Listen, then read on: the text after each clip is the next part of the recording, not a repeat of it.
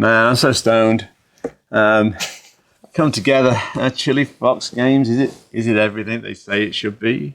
It's rocking, dude. Rocking. Oh, it's too hard, man. Check out the video. Just in a minute.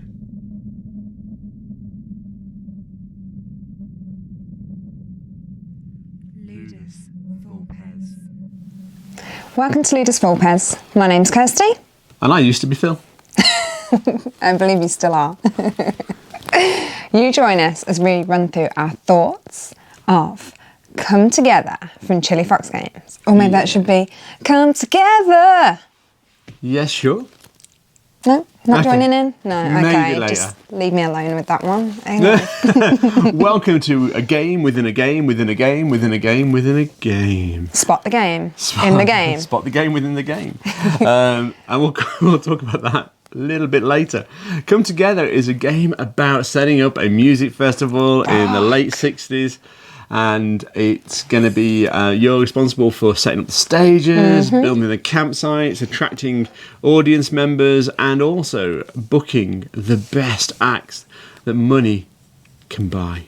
Don't forget those up-and-coming artists. There'll be up-and-coming artists. That are ready to rock. And they're literally, you'll find them all over the place. Scattered everywhere. Yeah. So, without any further ado, let's take a look at how Come Together is going to play. Meet me down on the board. Peace out. Yeah, baby. You join us down at the board at the start of round 2. We've already completed round 1, which is why our boards look a little bit busy.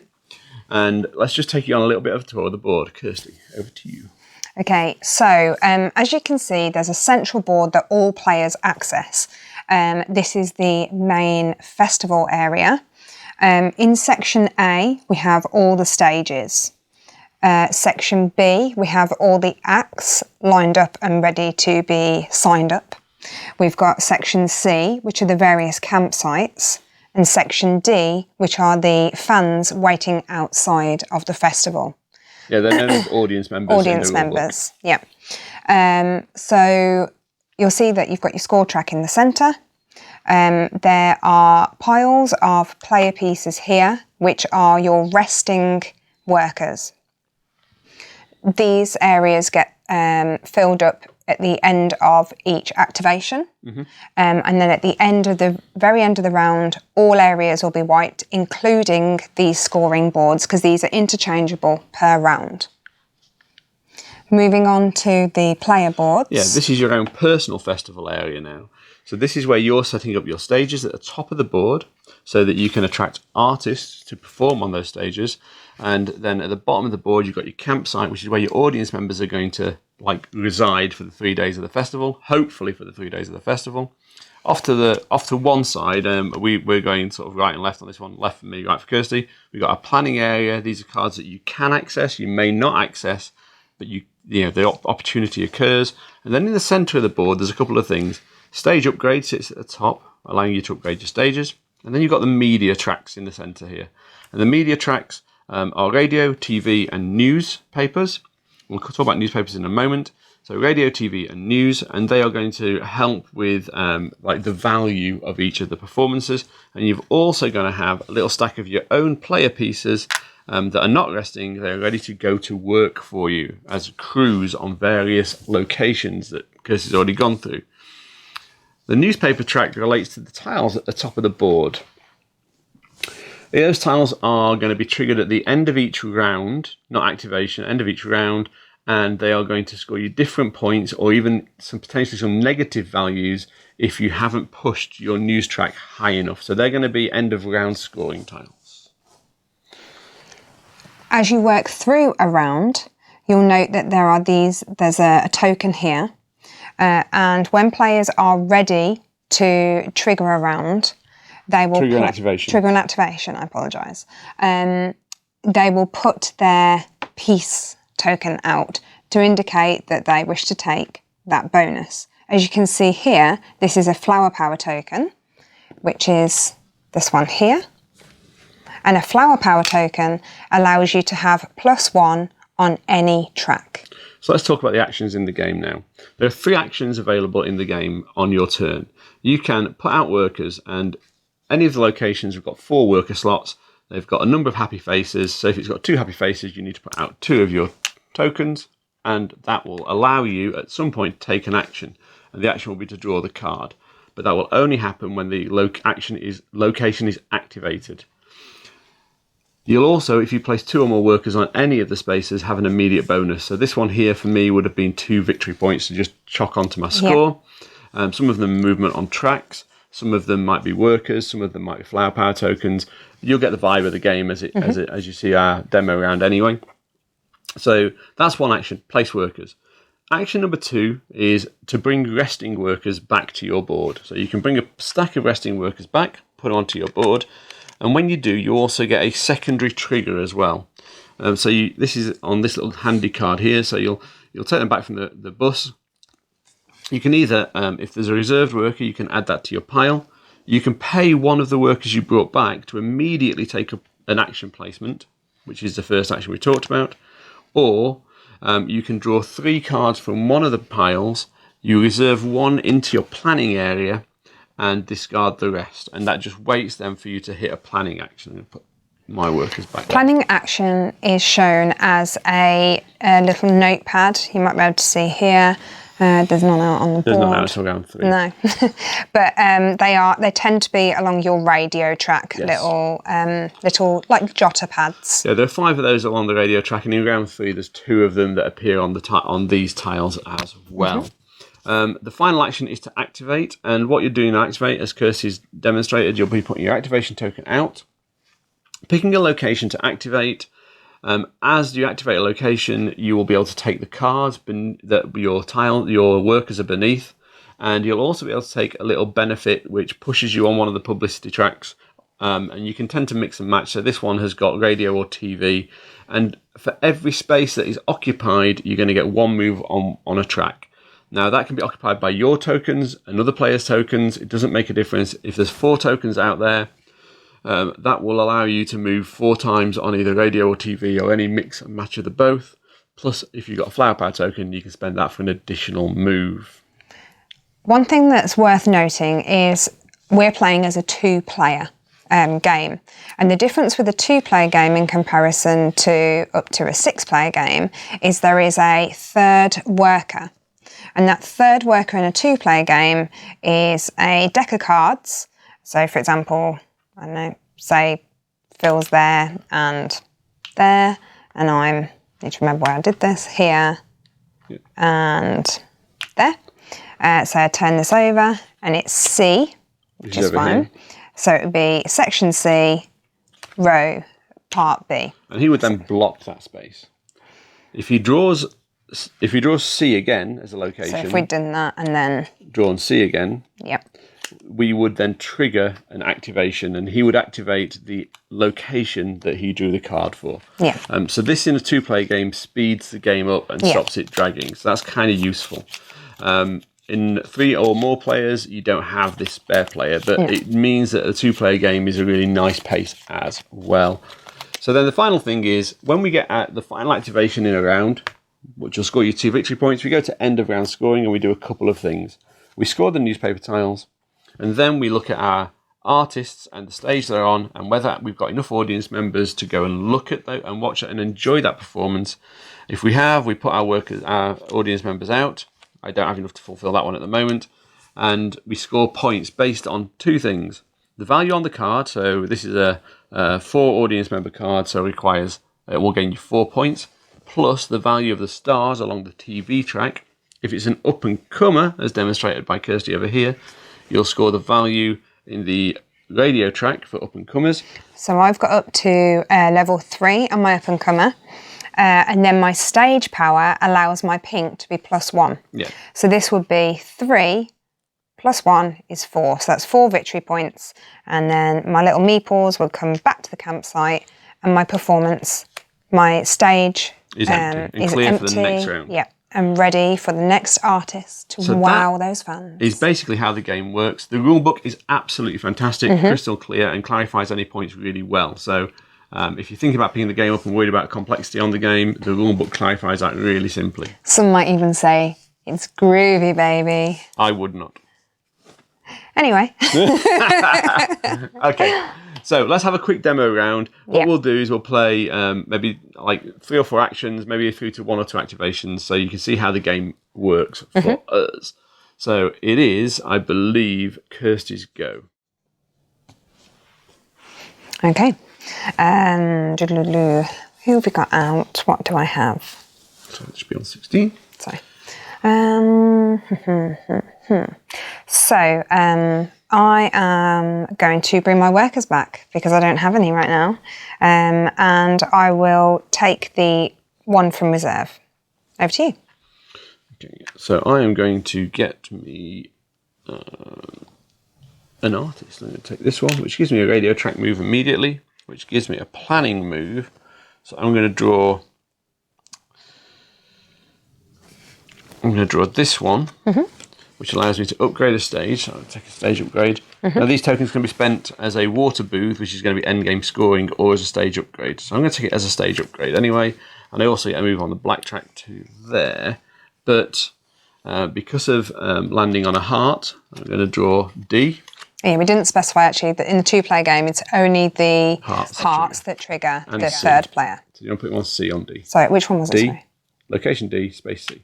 Okay. Okay, that's my go, Kirsty. Okay, I'm going to be putting 3 workers just here.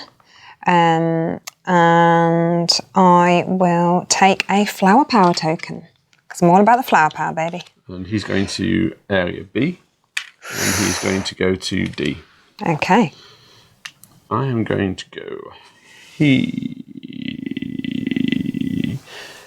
So confident. I was totally confident. That was a mistake. I'm going to draw my workers back and take my extra worker. Right. I am going to put a worker here. I'm going to come here. Which triggers a happy chappy. He's on A. Over there. And B. So he's going to go all over there. Stealing that space. It was a good space as well. Yeah. So... This space is a good space because this is going to give you 2 victory points for every green audience member, every folk audience member that's that would have been really nice. Lovely one to have taken. I will go for... What have we got over there? I'll put that there. Okay. I am going to put this one here, which gives me a movement on a black. I cover this guy here, which is an immediate benefit, and I get 1 victory point for every brown country and western worker, which goes like that. And then I also need to do this, which he goes to row C, which is kind of weirdly fortunate. And then B, he takes that slot. So the next time we draw one of these cards, he will trigger a location. Trigger. So where do I definitely want some power coming in? Let's have a look. Okay, I will go for...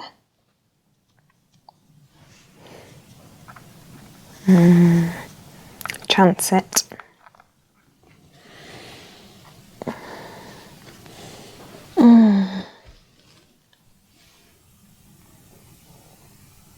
Which do I chance?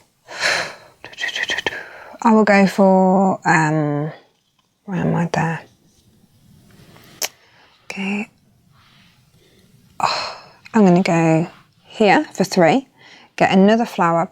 Sorry, there. Apologies, because I want the wild. It will give me a wild worker, which I will take a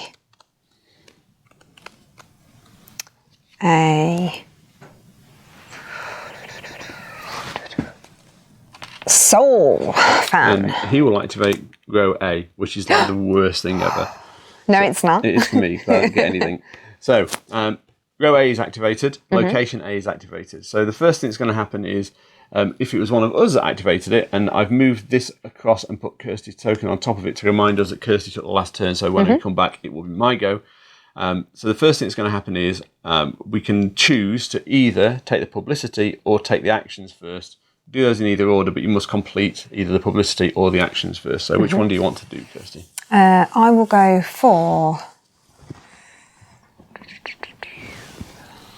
I will take the card first, please. So card comes out. Yeah, thank you. Basically now, at this stage, I'm just going to discard all these other cards because no one's going to be taking them. And then Kirsty gets 2 moves on either the radio or the campsite track. I will take...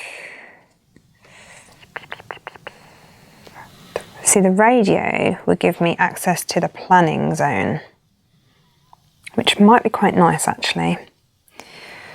Yeah, so I'm going to take 1, 2, which allows me access to the jotter pad, and I will take this up-and-comer who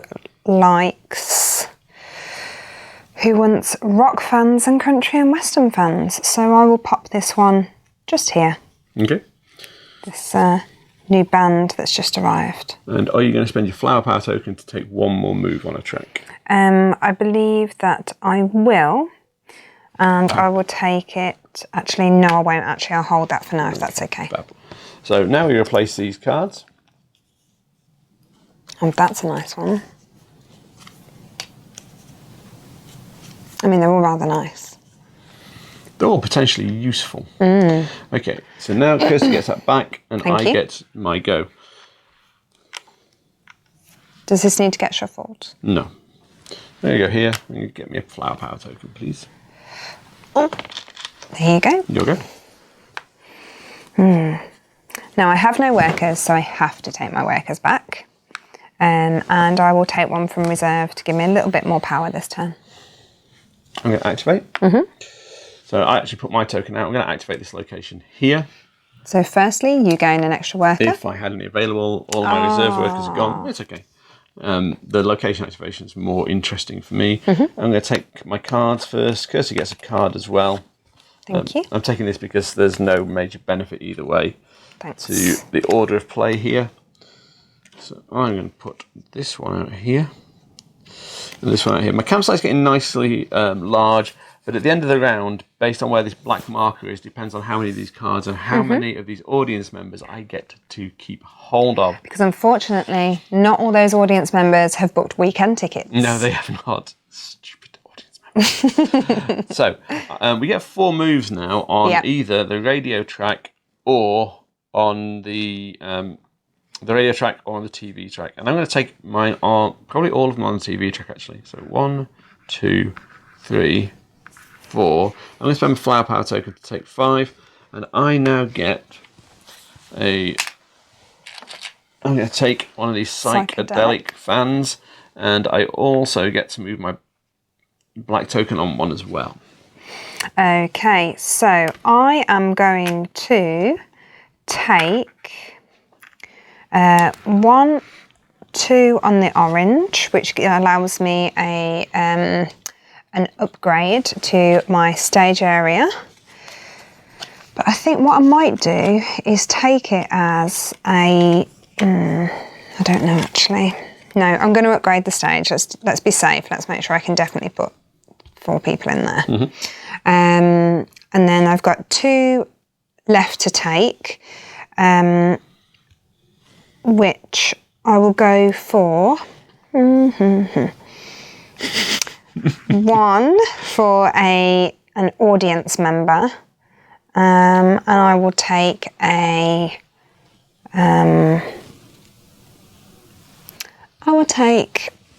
country and western fan, please. Okay. So I'm going to move that on there. My other thing is a newspaper move, so I put that there. So my country and western fan is next to my soul fans. Okay. And it is now Kirsty's turn. Okay, so let's have a look what's out and available. We'll play this round through and then we'll go on to our thoughts of the game. Yes. Not this round, this activation through. Yeah.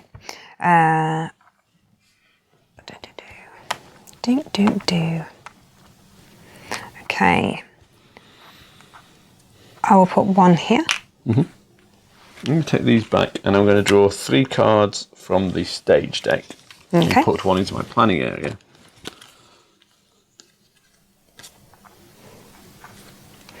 I'm going to put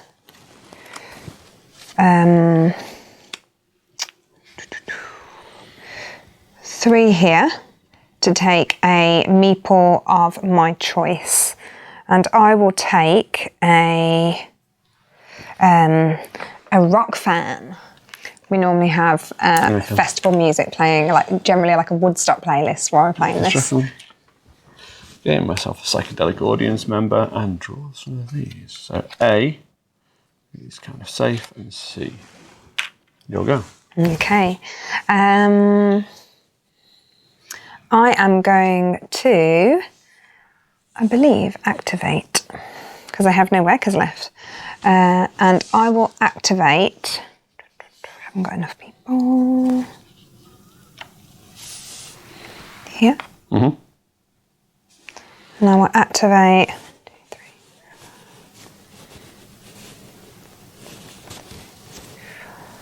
2, 3. This row. Okay. So first and foremost, you get to take your wild audience member. Yeah. So 1, 2, 1, 2, 3. 1, 2, 3. I will take a yellow. No. Yes, I'll take a Soul fan. No, sorry, No? not a soul fan. I apologise. I will take a country and western, please. Thank you. And then we get to activate this location. So in activating this location, we get 4 moves potentially on the newspaper or TV tracks. Yeah. So I'm going to just go 1, 2, 3, 4. I'm going to spend my flower power token to make it 5. Okay. And then we take some cards. I get this guy. Who's going to slot get in there? Sushi Go, Wikiculture. Just gotta love that. Messed up with that one there. Put that one there. And that one will just go on any stage. There, because it needs to have 4. Okay. Do you want to get rid of that card? No Yeah. deal. While Kirsty's doing that, I'll move this along. It will be my go when we return. Up and comer. Yeah. Up and comer. We've got Prophet's Twins. And up and comer. So that card needs discarding because you can only have 2 up and comers in a row. Yeah. Doesn't happen very often, actually. And then we've got the Hindenburg crew. Okay, so let's talk about our final thoughts. We'll see you back on camera in a moment. So, Come Together by Chilifox Games. What do we think? So obviously we discovered Chilifox Games last year at Essen Spiel, and they delivered some blinding games with Doodle Dash and Riverside. And obviously Come Together was on our list of expected, most excited games for Essen 2022. And my verdict is it was right to be on there. This is a fantastic well-themed, fun game.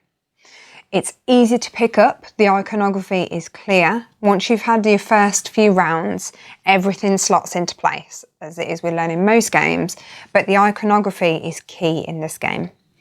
It feels so thematic. It makes sense that your performers need a stage to work on. They need people to play to. The people need space to live in while they're there. It's just everything flows so smoothly.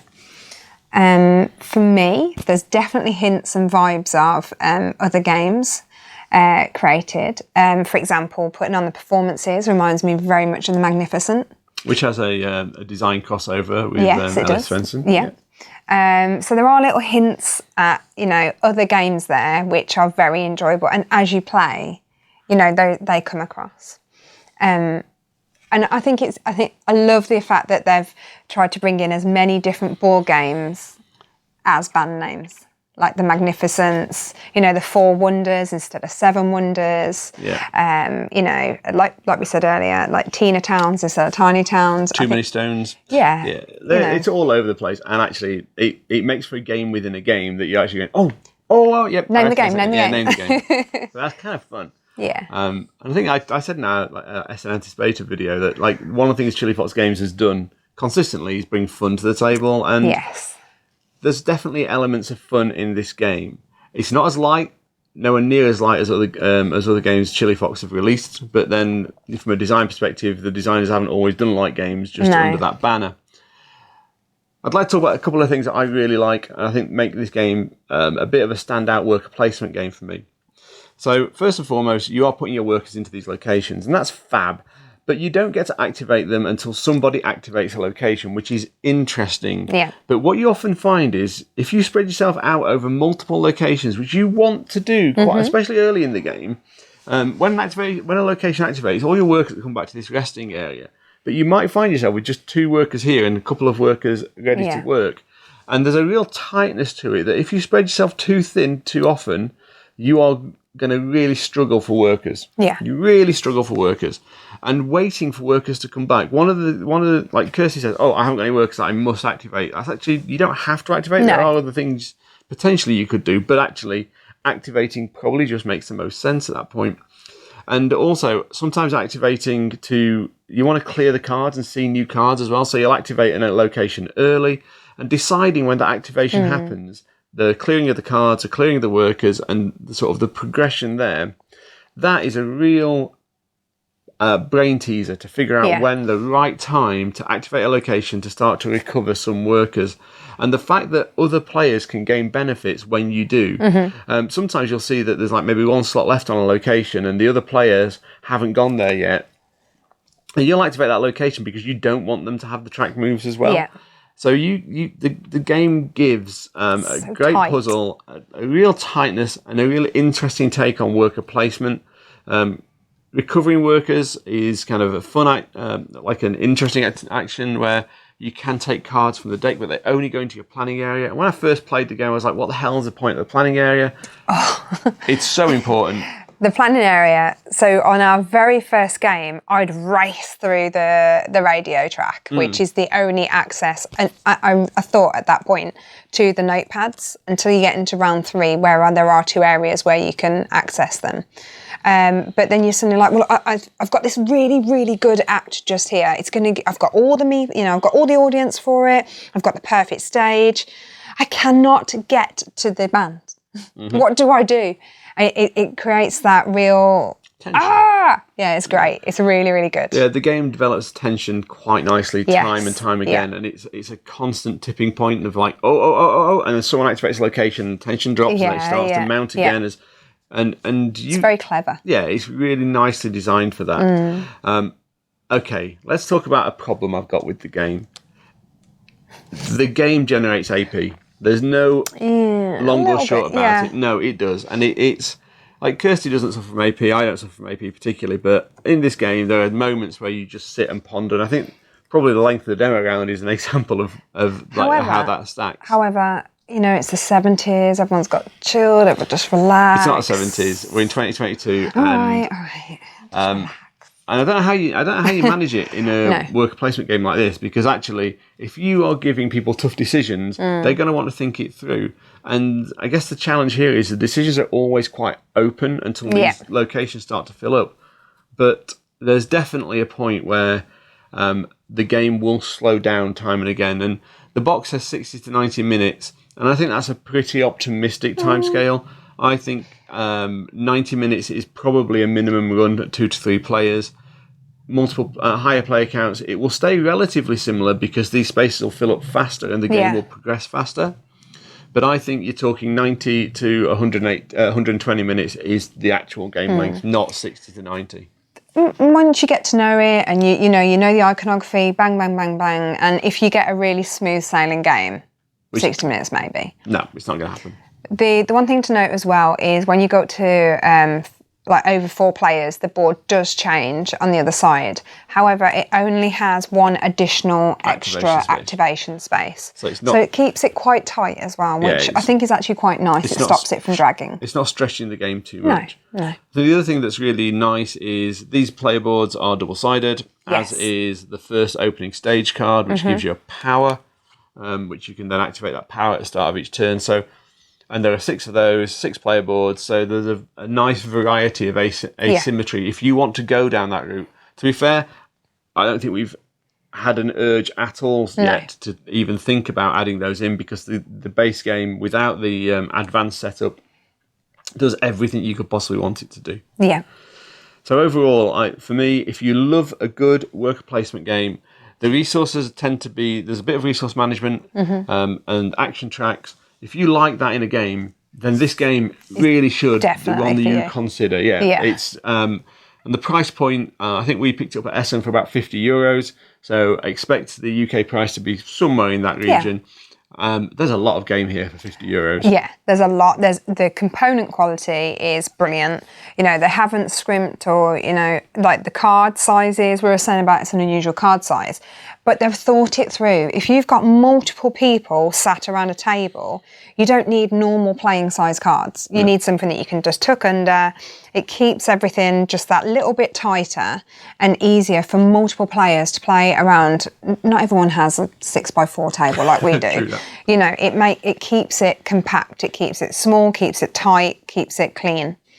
You know, everything's screen printed. This is not a deluxe version. This is standard. Yeah. Like Chilifox Games deliver so well on component quality. Yeah. Like the meeples are all double-side screen printed. You know, the colours that they use, you can see the colours. Everything pops really well. And I don't just think that is, yes, the theme of the game. You know, it has a lot of colour because the vibe, the 70s, 60s, you know, that kind of feel. But also, everything's just wow. Yeah, everything stands out. It feels really good. So overall, it's a game that I personally can highly recommend as a worker placement, resource management game with a theme that if you like, it's a different theme. It's a music festival, and that I like. I like the fact it's different, and I like the fact that the game really leans into its theme so well. So for me, if you like that style of game, this comes with a high recommendation. Definitely. I don't really have any negatives about this game. I find the third player frustrating, but in the same way that when we talked about Furnace, you can predict a player's moves by looking at their board, but you cannot predict what what a card deck's going to do. So I think that's more out of frustration as a player when the area gets taken that I want goes, and it's like, no, but that's not a negative about the game. It's, you know, it's a nice adaptation to help speed up a 2-player game.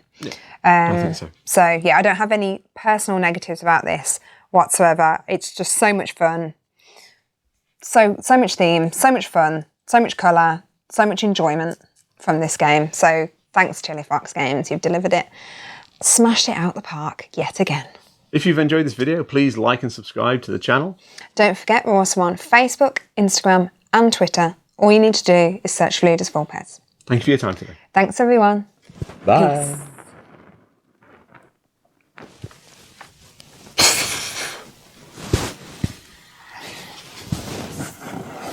Little intro video. What's it going to be, a bit like rocking? However you want to do it. Dude. This game, man. You need to talk like that. Be like proper, like, dude. Only if you can do high tempo rock talk. Can you give me an example of what that is like? I don't know. It's like rocking, man. Like that. Okay.